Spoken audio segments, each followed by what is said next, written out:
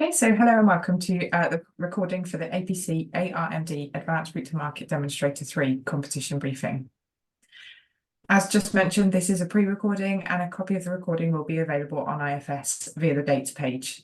You can also request a copy of the PDF slide deck through our customer support service desk, and you can see here a link on the screen to our YouTube site, which contains a lot of important information used for applying into the competition. So please go and take a look at that when you get a chance.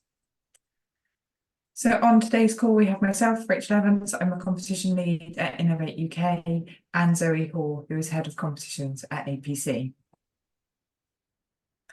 So Innovate UK is the UK's innovation agency. We drive productivity and economic growth by supporting businesses to develop and realise the potential of new ideas, including those from a UK world-class research base. Our mission is to help UK businesses to grow through the development and commercialisation of new products, processes and services, supported by an outstanding innovation ecosystem that is agile, inclusive and easy to navigate. At this point in the briefing, I'm going to hand over to Zoe to run through the scope. Wonderful, thank you, Rachel. I'm pleased to announce today that we're launching the latest CR&D funding round from the Department for Business and Trade, delivered by the APC Armed 3. So if we just move on to the next slide, please, we'll start with a brief overview of the application process itself. But note that this competition is a two-stage process. The scope for Arm 3 has intentionally stayed largely unchanged from previous competitions. So we're still looking for R&D projects between 9 and 12 months for on-vehicle automotive applications that can lead to further business exploitation as a direct result of this demonstrator. These projects can be supported by up to 50% of government intervention, and we utilise future net zero powertrain technology as a key element in the UK's transition to zero emissions for the automotive sector. So first of all, can I draw your attention to the public descriptor?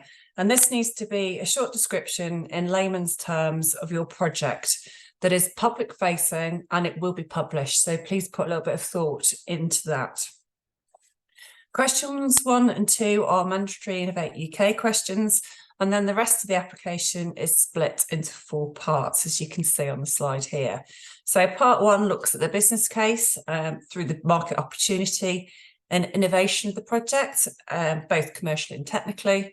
Part 2 then addresses project details, which includes the technical approach and your project management. Part 3 focuses on the team makeup, approach to risk, and the outcomes of the project. And part 4 concludes with costs and added value. We also have question 12, which is making sure that we've got an accurate marketing contact so that both ourselves and DBT communications team can get in contact with the right person. And please be aware that you can submit a previously submitted application, but not more than once without a material change. Next slide, please, Rachel. So here is an overview of the timing. Hopefully no surprises on this for anybody. As you can see, Arm 3 has a compact and deliberately fast-paced awards process. And you will also find that we have stringent requirements in terms of pace for setup of the project itself. So please make sure that you're fully committed to be able to start by the time the project needs to start, October the 1st, and finish by the end of September 25. Timelines are not changeable on this, and funding could be lost if you're not able to start within that time requirements. So next slide, please. So as said previously, the aim of this competition is to develop and realise the demonstration of capability that could lead to further business exploitation. So the projects must utilise future net zero powertrain technology to demonstrate how the sector can transition to zero emissions. Once successfully concluded, these 12-month projects can be used to seed fund development programmes in the UK or potentially attract overseas investment to the UK. Capability demonstration can be through either a physical vehicle, a physical subsystem, or an equivalent digital demonstrator that can be operated or displayed at Xenex Expo in 2025.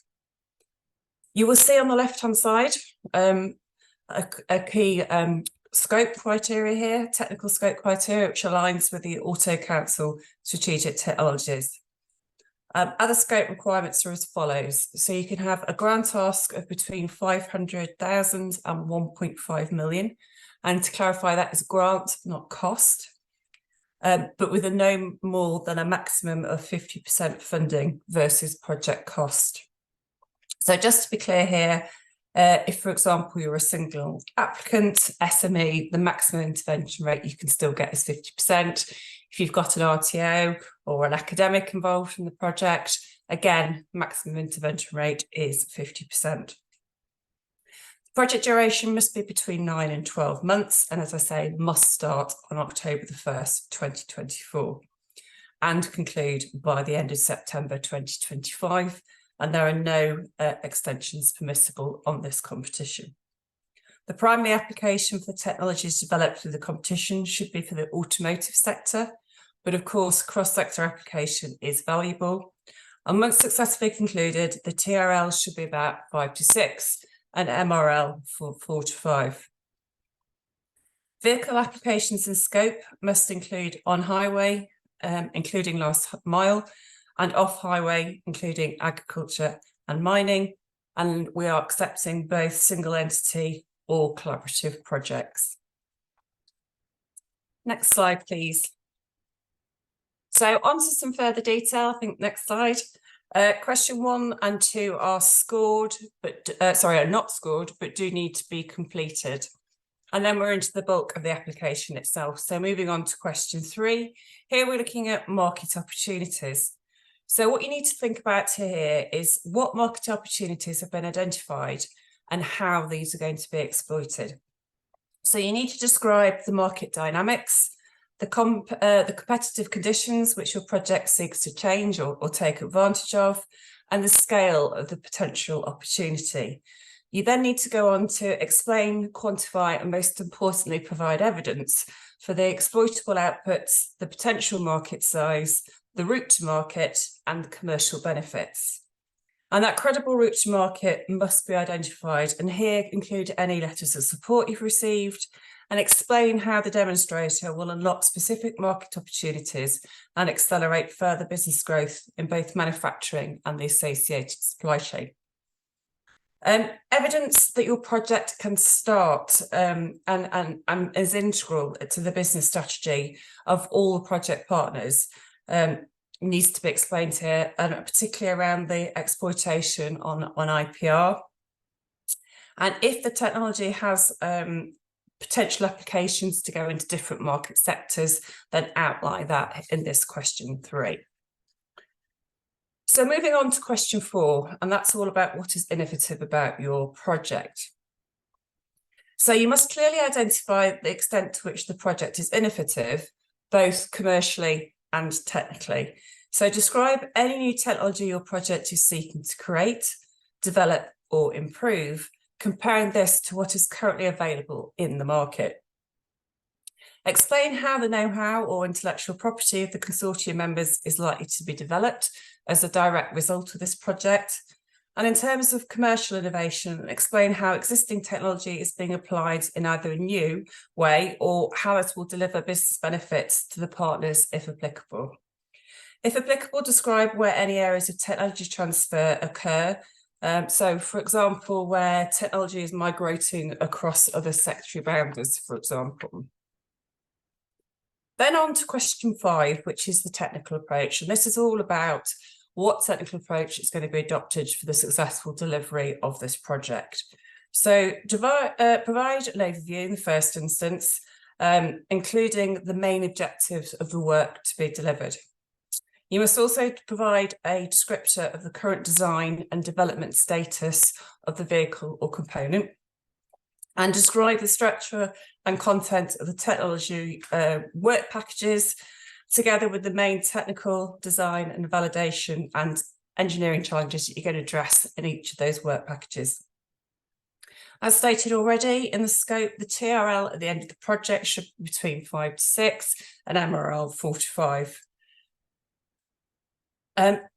It's probably useful as well when you're looking at the appendices here, describe the description content of the technical work packages. along with any sort of challenges that might arise. So include things like, I don't know, charts, CADs, photographs, anything like that, technical data to explain what you're going to deliver. So question 6, this is about project management itself. So how you ensure effective control and timely delivery of your project. So describe your approach to project management, identify the tools that you're going to, mechanisms that you're going to use, providing the appendices a project plan in enough detail to identify any links or interdependencies between the work packages and milestones. You look at the proposed work packages, indicate the lead assigned to each and the cost assigned to each of the packages, and then look at the milestones, including the frequency and nature of project reviews. As I say, you must submit a detailed project plan or Gantt charts and appendices. Make sure it's legible, make sure it's giving the key gateways, key milestones, so that the technical assessors can understand what you're delivering and how you're going to deliver this. Then on to question 7, please, Rachel. So does the consortium have the skills and experience to deliver the project objectives? So here you need to explain the complementary capabilities of your team and any consortium members and the specific know-how or expertise that they will contribute. You then need to consider your capacity and the capacity of any new partners in terms of design, test and development, prototyping and manufacturing. How many gaps in the team's capabilities will be addressed, including the use of identified subcontractors, and how your organisation and any partners fit into the manufacturing supply chain for the product. Also importantly, if your projects are a single entity, then you need to justify how you have the capability to deliver the project as such and why this is the best solution. Next slide, please, Rachel. So question 8 is around risk management.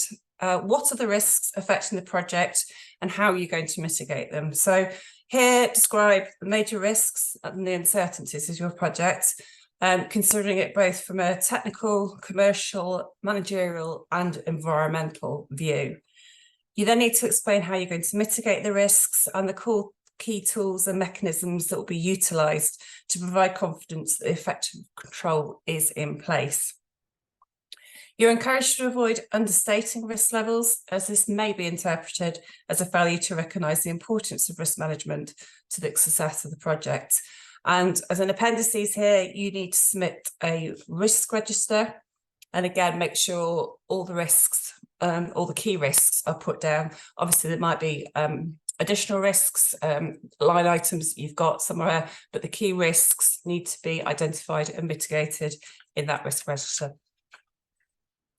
Then on to question 9, all about project dissemination. So how will the results of the project be disseminated?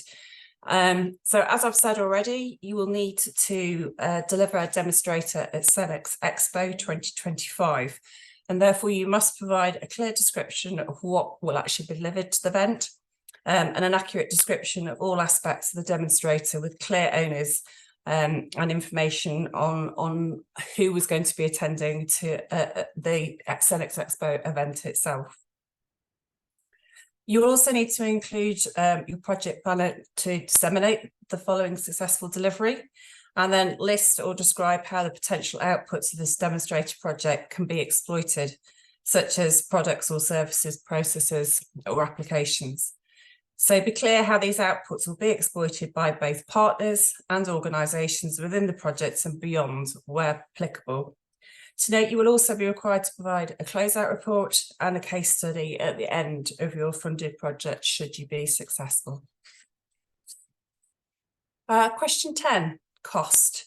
So how much will the project cost and how does it represent value for money for the team and the taxpayer? So here you need to explain your total project costs, the grant that you are requesting, how each partner will finance their contribution to your project. That is really, really important to give a credible answer to that piece. How this project represents value for money for you and the taxpayer, and how it compares to what you would spend your money on otherwise. the balance of costs and grant across project partners if applicable, and also any subcontractor costs and why they are absolutely critical to deliver the successful project. And then question 11 around added value. So how will this public funding help you to accelerate or enhance your approach to developing your project towards commercialisation? So you must provide evidence that the funding will increase the total amount that the consortia partners spend on R&D in the UK. Explain the advantages public funding will offer your project, for example, the accelerated development, what your project might look like without public funding, the benefits and involvement of the partners should you go down that route, and the wider benefits of the UK supply chain and automotive sector. Where applicable, please describe and evidence potential economic and environmental benefits. So what I'm thinking about there is jobs created or safeguarded, any projected investments, say growth and sales and profitability, or any carbon savings or air quality savings. So if you can evidence those, then that would also be advantageous. And lastly, question 12, as I say, is the marketing and communications lead. And you must provide the full name and email address of that person so that we can and DBT can get in contact with them. Thank you very much. Brilliant. Thanks, Zoe. Now I'm going to run you through the eligibility criteria that hasn't been mentioned and how to apply through the Innovation Funding Service, also referred to as IFS. So the level of funding awarded will depend upon the type of organisation and the type of research being undertaken in the project. So funding is calculated by project participant. IFS will advise the maximum grant percentage you can request based upon your answers to the type and size of organisation that you are, and then the research category defined by the lead applicant in the application details section of the application. So please make sure that the details entered are accurate at the start to make sure that IFS can calculate your grant percentage correctly. It's also important to mention that IFS does not validate project costs. So although it will advise you on the maximum grant based on the answers that you've inputted, you do need to make sure that the project costs and the grant requested are within the limits that are set out in the competition brief that you can find in detail on our website. So this slide here shows you a little bit about the funding levels that you can apply for. So for example, if you are a medium-sized organisation doing industrial research, you can claim 60%. If you are the same size company doing experimental development, you can claim 35%. For more information, you can visit the link on this slide here, which takes you to the research category section of our general guidance. And then if you have any further queries after you've looked at that, please contact our customer support team. So when you come to put in your project costs, they will be separated into the 7 key categories as shown on the screen here. So labour, overheads, materials, equipment usage, subcontractors, travel and subsistence, and other. Now there is key information on IFS to help guide you and give you the details that you need to be able to fill in these sections correctly. Again, there is further information on our general guidance, but also if you look at the YouTube site, there are some key videos there about how to fill in your finances. So please go and take a look through those as well when you get a chance to. So under the subsea control regime, we will conduct a financial review and seek assurances on your organisation. So a going concern is a business that is assumed will meet its financial obligations when they fall due. So it functions without the threat of liquidation for the foreseeable future. You should make sure that your organisation is eligible before you submit an application. And if you are unsure of whether you are eligible to receive a subsea control, please seek independent legal advice. Further information is available on our website, and you can also contact our support team if you have any questions. So if you have an outstanding final claim or an independent accountant report on a live Innovate UK project, you will not be eligible to apply to this competition as a lead or partner organisation. We will also not award you any further funding if you have applied to a previous competition as the lead or sole company and were awarded funding. but did not make a substantial effort to exploit that award, or you've applied to a previous competition and did not and failed to comply with grant terms and conditions. So if you are invited to progress to interview after the written assessment has taken place, these will be the criteria that you will need to follow. So you can bring up to 6 people to attend the interview. You will have 10 minutes to present a maximum of 5 PowerPoint slides. There needs to be no videos or embedded links within these slides. There is a 15-minute Q&A session that follows the 10-minute presentation, and this is ran by members of the panel. You will have an opportunity to respond to the assessor feedback so the panel can read it prior to interview, and the responses to feedback, presentations and presenters' names have to be provided ahead of the interview. Further details can be found on IFS in the How to Apply section, but again, if you have any further questions, please contact Customer Support Services. So this competition does allow you to submit a previously submitted application, as Zoe has mentioned previously in this briefing. And a previously submitted application is something that we deem not materially different from one you have submitted before, but it can be based on the assessor's feedback. Something that isn't a previously submitted application is a brand new application, project or idea that you have not previously submitted into an Innovate UK competition, or it's a previously submitted or ineligible application which has been updated based on assessor feedback. It is also materially different from the application submitted before, and it fits with the new scope of this competition. So some key dates, we've already been through the majority of these dates, but just to keep in mind, if you are invited to interview, these will take place virtually between the 3rd and the 6th of June 2024. So please make sure that you have these dates available in case you are invited. What I would also like to mention at this point in the briefing is the application deadline. So submission deadline is at 11 AM on the 1st of May 2024, and any applications submitted after 11 AM won't be counted. So please make sure that you are submitting early in good time, so that we have plenty of time to help you if you come across technical difficulties. And this table shows how many applicants submit close to that 11 AM deadline. So as you can see, the majority are coming in at the last minute. We want to be able to make sure that your application is assessed and put through the process. So please make sure you're submitting early in good time. And if you do have any technical difficulties, make sure you contact customer support well in advance of the deadline so we can make sure that we can help you.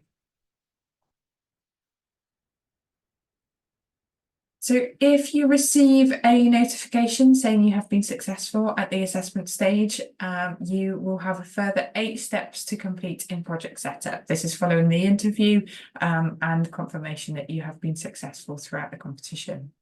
So these 8 steps are project details, project team, documents, monitoring officer allocation, bank details, finance checks, spend profile, and finally grant offer letter. Work can only commence on the project once you have signed and returned the grant offer letter, so please make sure that you are thinking about these details in advance so that if you are successful, we can get your project started in the correct time frame. So moving through to additional support. So if you are successful, a specialist from Innovate UK Edge will contact you in case you want to use their services. So, for example, at Innovate UK Edge, the specialists take targeted action to build investment readiness, manage innovation effectively, enter global markets, and provide local to national to international growth and scaling support. So again, some further information on this slide here around what Innovate UK Edge do and offer. It's not something that you have to take up, but it is something that you would be offered if you are successful. So please bear in mind, this is something that you may be able to use. So that brings us to the end of the briefing today, and we will be having a Q&A session later down the line on the 19th of March once the competition has opened. Further details about that Q&A session can be found on the Innovation Funding Service, and links will be available also on the Innovation Funding Service for you. Any questions that you come up thought up during watching this briefing, please bring along to this Q&A session, and also anything that you find that you might find useful, just come along and listen in. And finally, I'm going to leave you on a slide that shows our key contact information. So for customer support services, please use the email address shown on the screen, as well as the phone number, and their lines are open Monday to Friday, 9 till 5 p.m. You can also see our website, our Innovate UK Edge details, and the all inquiries to this competition can be sent to ABC on info@abc.co.uk. Thank you very much.